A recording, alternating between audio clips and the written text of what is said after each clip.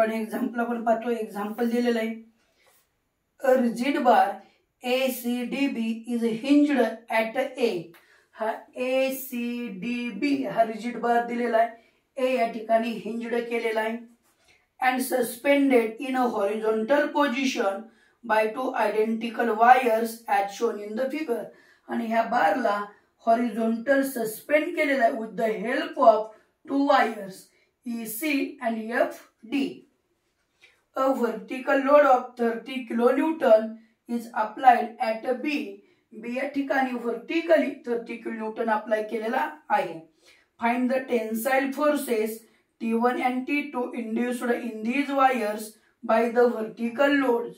हे ज्या vertical wires आहेत ह्या दोघांमध्ये दोन टेन्शन्स येणार आहेत T1 आणि T2 त्यांना फाइंड करायला सांगितलेलं आहे. तर पण एक्झाम्पल आपण फाइंड करू. आता बघा याची पोझिशन कशी बनणार आहे.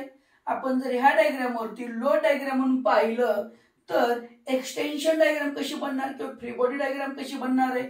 हा ए पॉइंट हिंज्ड आहे मग तो आहे असं एकाच ठिकाणी राहणार आहे. हा बी फ्री एंड आहे याच्यावरती 30 किलोन्यूटन फोर्स अप्लाय केलेला आहे. म्हणजे हा बी पॉइंट हा किंवा बी एंड या रोडचा हा व्हर्टिकली डाऊनवर्ड थोडा सर्क्युलर खाली येणार आहे. म्हणजे काय होणार आहे ही FD वायर आणि EC वायर ह्या दोघी इलॉंगेट होणार आहे. तर त्यांची कशी पोझिशन येईल बघा बरं आपण बनवू.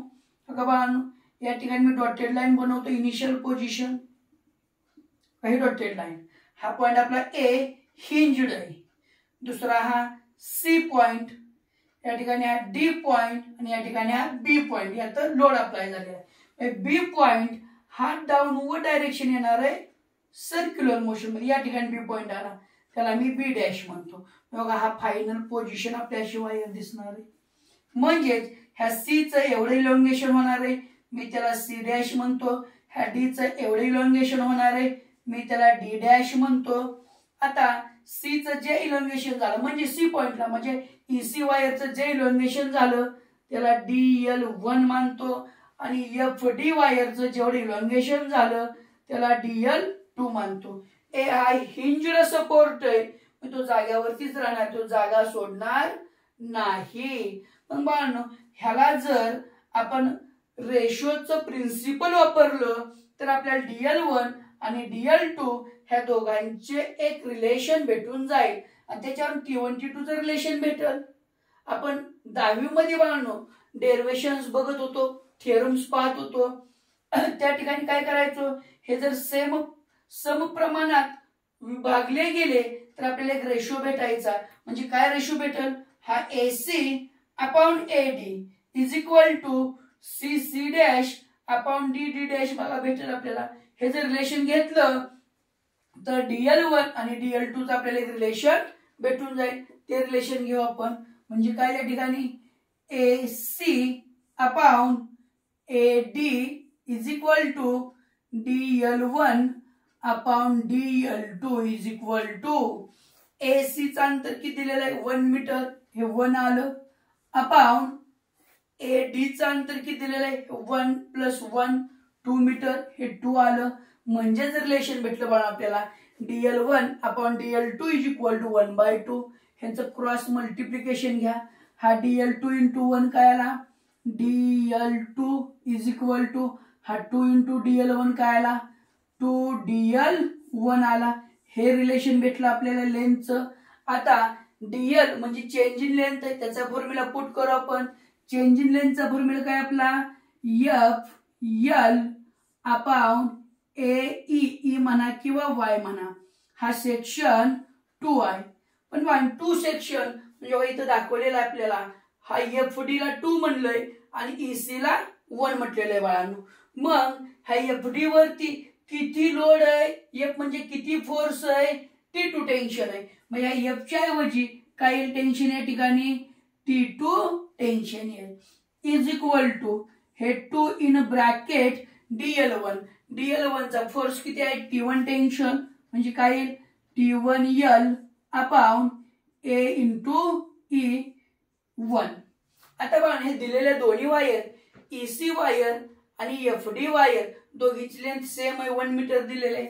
म्हणजेच काय येईल L1 is equal to L2 याला बट म्हणा दुसरा, ह्या दोन्ही स्टीलच्या वायर आहेत, म्हणजे दोघींचा यंग्स मॉड्युलस सेम आहे, मॉड्युलस ऑफ इलास्टिसिटी सेम आहे. E1 is equal to E2. याच्याऐवजी Y1 Y2 सुद्धा आपण घेऊ शकतो. ह्या दोन्ही वायर थ्रू आउट सेम आहेत, म्हणजे दोघींचा एरिया सेम आहे. म्हणजे काय येईल, A1 is equal to A2. म्हणजे किमतीवरती पुट करा, दोघांची लेंथ सेम आहे, L ला L कॅन्सल होईल. दोघांचा एरिया सेम आहे, A ला A कॅन्सल होईल. दोघांचा यंग्स मॉड्युलस सेम आहे, E ला E कॅन्सल होईल. म्हणजे रिलेशन काय येईल आपलं, T2 is equal to 2T1. हे रिलेशन आलं आपलं पहिलं. आता बाळांनो, ह्या दिलेल्या डायग्राम वरती हा जो दिलेला ACDB हा रिजिड बार आहे. मग ह्याच्यावरती इक्विलिब्रियम कंडिशन जर अप्लाय केली, कुठली इक्विलिब्रियम कंडिशन अप्लाय करायची, summation of at any point is equal to 0. तर बाळांनो आपल्याला T1 T2 अजून एक रिलेशन भेटेल. मग ही equilibrium condition summation of moment at any point ही कुठं अप्लाय करायची, ज्या ठिकाणी जास्त अननोन आहे किंवा अननोन असलेल्या ठिकाणी अप्लाय करायची. मग अननोन 0 येतात आणि ज्या फुल्या किमती आहेत त्या भेटून जातात. मग ए या ठिकाणी हिंज्ड सपोर्ट आहे, मग हिंज्ड सपोर्टला दोन रिएक्शन्स असतात, त्या दोघी अननोन आहेत, माहित नाहीत. मग जर ए पॉइंटला मोमेंट घेतला तर त्या दोन्ही रिएक्शन्स काय येतील, 0 येतील. मग बाळांनो म्हणायचं consider a rigid bar ACDB. मग हा ACDB मी बार बनवतो या ठिकाणी. तर वरती लिहा तुम्ही कन्सिडर बार ACDB. हा ए पॉइंट हा हिंज्ड आहे, हा सी पॉइंट याचं हे टेन्शन T1 आहे, हा डी पॉइंट याचं हे टेन्शन T2 आहे, आणि हा बी पॉइंट या ठिकाणी हा 30 किलोन्यूटन फोर्स अप्लाय केलेला आहे. ह्यांच्या लेंथ बाद किती दिलेले आहेत, 1 मीटर दिलेत, 1 मीटर 1 मीटर आणि 1 मीटर. चला बाळांनो, अप्लाइंग द इक्विलिब्रियम कंडिशन. कुठली इक्विलिब्रियम कंडिशन अप्लाय करणार, summation of moment at point A is equal to 0. मग बाळांनो ह्याला एक साइन कन्व्हेन्शन्स असतात. जो मोमेंट क्लॉकवाईज जातो तो निगेटिव्ह घ्यायचा, जो मोमेंट अँटी क्लॉकवाईज जातो तो पॉझिटिव्ह घ्यायचा. मग बघा बाळांनो, ए पॉइंटला मोमेंट काढतो, ए पॉइंटला बोट आपलं ठेवा. हा पहिला T1 आहे, त्याच्या मागे बोट ठेवा. T1 वरती चला, बोट वरती फिरवा. हा क्लॉकवाईज जातो की अँटी क्लॉकवाईज जातो, अँटी क्लॉकवाईज जातो. अँटी क्लॉकवाईज पॉझिटिव्ह घ्यायचा, प्लस T1 इंटू याचं परपेंडिक्युलर डिस्टन्स किती दिलेलं आहे, 1. पण मोमेंट म्हणजे काय असतो, फोर्स इंटू परपेंडिक्युलर डिस्टन्स असतं. दुसरा हा T2 फोर्स, तो सुद्धा वरती चालला, बोट आपलं वरती फिरवा. ह्या कसा चालला, अँटी क्लॉकवाईज चालला, म्हणजे हा सुद्धा प्लस. फोर्स किती आहे, T2 इंटू परपेंडिक्युलर डिस्टन्स, कुठून, जिथून मेजर करतोय तिथून, ए पॉइंट पासून किती आहे, 1 + 1 2 मीटर.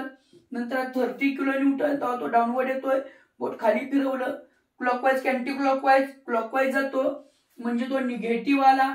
काय आहे, 30 इंटू परपेंडिक्युलर डिस्टन्स 1 + 1 + 1 किती आलं, 3 इज इक्वल टू 0.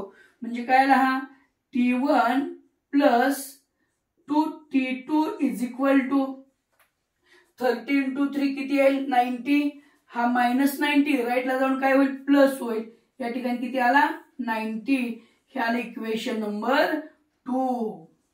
आता बाळांनो, इक्वेशन 1 आणि 2 चा जर विचार केला, T1 T2 ही T2 ची किंमत जर 2 मध्ये पुट केली तर आपल्याला T1 भेटून जाईल, आणि T1 ची किंमत नंतर 1 किंवा 2 मध्ये पुट केली तर T2 भेटून जाईल. मग इथं बोलू आपण फ्रॉम इक्वेशन 1 and 2.